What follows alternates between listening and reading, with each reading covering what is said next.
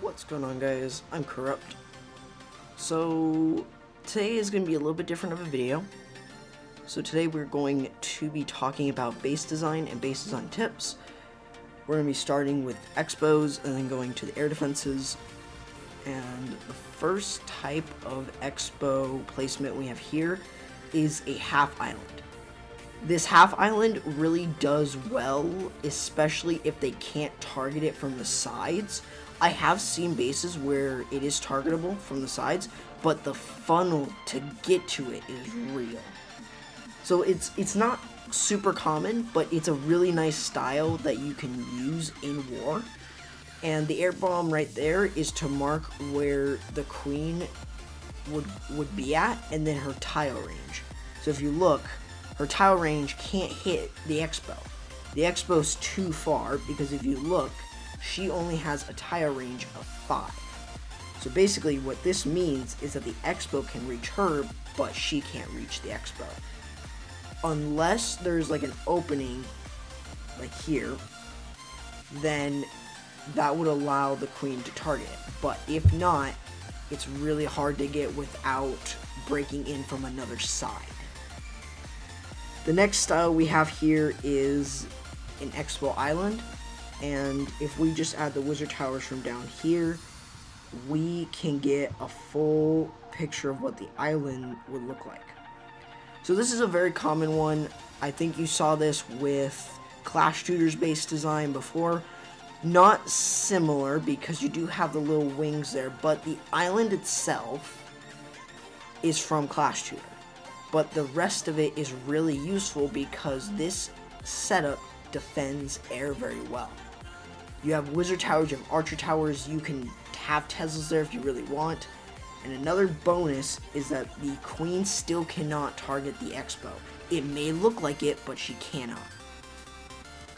And the last style of air defense, or of Expos that we have here, I keep saying air defenses, is that you have this hybrid. And I'm not sure what to call it. I guess I could call it the half island. I guess you could still call it a half island. But, or a semi-island, that's what we'll call it, a semi-island. But, I mean, this has been done before, and I'm not sure exactly what it's called, but it works relatively well, and if you're able to use this along with a full island, this might work very, very well for you, just because this will screw up pathing a lot, because you're going to be going into more of a diagonal for your hogs, or something else, and a queen still cannot target the Expo. If you look at the range, still cannot target it. You can only go to this little wall here, and that's it. So that's Expo placement.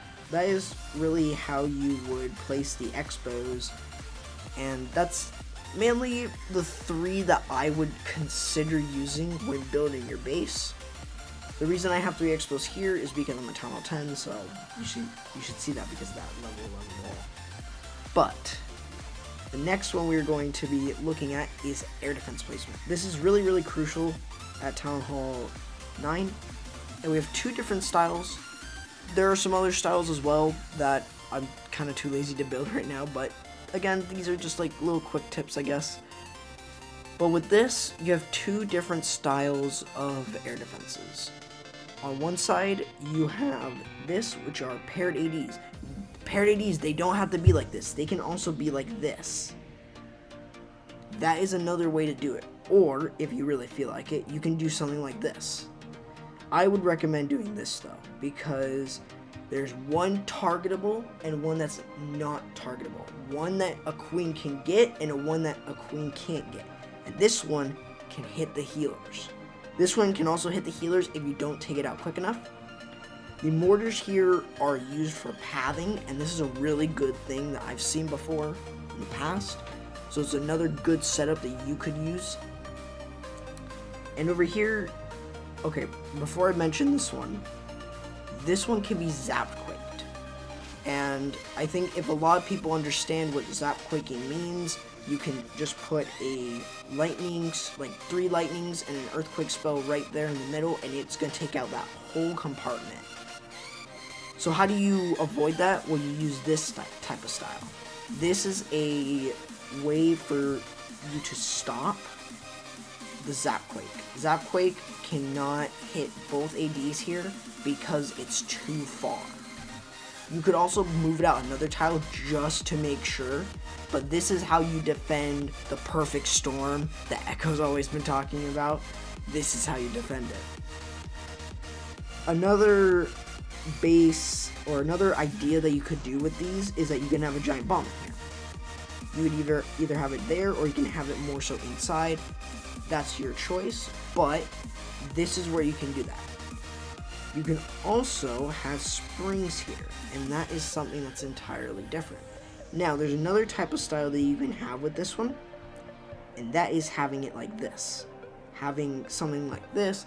It's a little bit different, very similar though to the other one, but this means that how the springs are set up in a way that's like that. Now, I have also seen where people do this, and that works too.